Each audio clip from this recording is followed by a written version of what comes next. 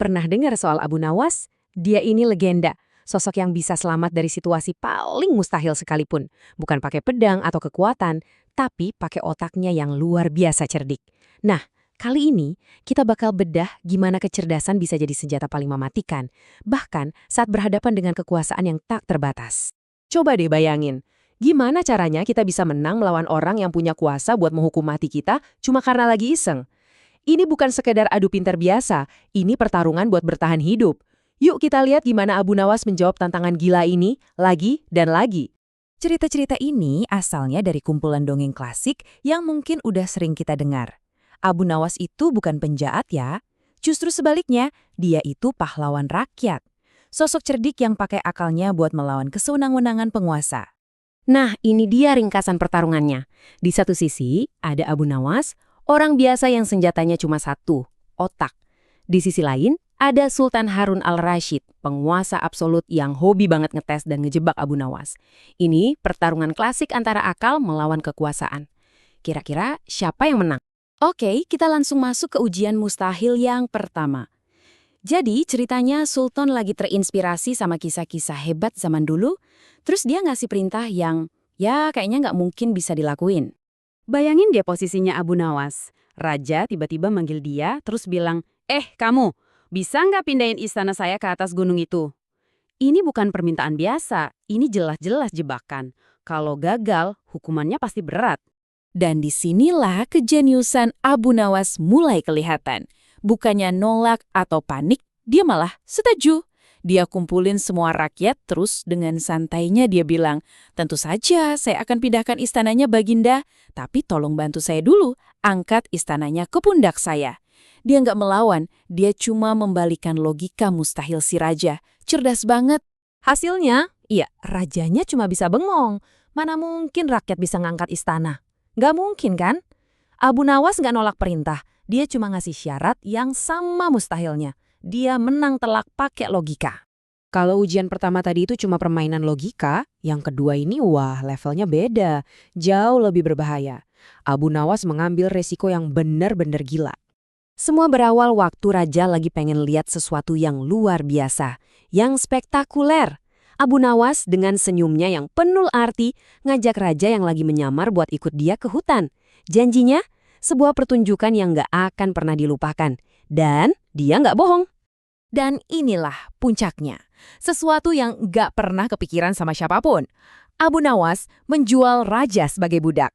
Iya, kamu nggak salah dengar. Dia kasih surat kepemilikan ke pedagang budak, terus pergi gitu aja. Meninggalkan orang paling berkuasa di negerinya buat ngerasain hidup jadi budak. Coba lihat perbedaannya. Dari yang biasanya ngasih perintah, sekarang harus terima perintah. Dari makanan mewah, sekarang kerja rodi. Dari kuasa tak terbatas, jadi dihina-hina. Ini bukan sekedar hukuman, ini pelajaran empati paling ekstrim yang pernah ada. Raja dipaksa merasakan langsung penderitaan rakyatnya. Tentu aja, raja akhirnya berhasil kabur. Begitu balik ke istana, bisa kamu bayangin marahnya kayak apa? Dipermalukan, kerja paksa, dihina, udah pasti murka besar. Perintahnya cuma satu, tangkap Abu Nawas hidup atau mati. Nah, ini nih bagian favorit saya, konfrontasi terakhir yang paling lucu. Setelah lolos dari hukuman mati, raja nyiapin satu jebakan lagi yang menurut dia dijamin berhasil. Rencananya tuh konyol tapi licik. Di pemandian air panas, raja nantang semua orang buat bertelur. Tentu aja, dia sama menteri-menterinya udah siapin telur masing-masing. Satu persatu mereka muncul ke permukaan sambil bawa telur. Tinggallah Abu Nawas sendirian, nggak siap apa-apa. Abu Nawas akhirnya muncul ke permukaan dengan tangan kosong. Raja udah senyum-senyum tuh ngerasa menang. Dengan nada pasrah, Abu Nawas ngaku, hamba nggak bisa bertelur. Kelihatannya ini beneran akhir riwayat Abu Nawas. Tapi saat raja mau menjatuhkan hukuman, Abu Nawas tiba-tiba nyeletuk. Tunggu dulu, katanya. Kalau Baginda dan para menteri bisa bertelur, berarti kalian semua ini ayam betina dong. Nah, kalau kalian semua ayam betina, pasti butuh ayam jantan.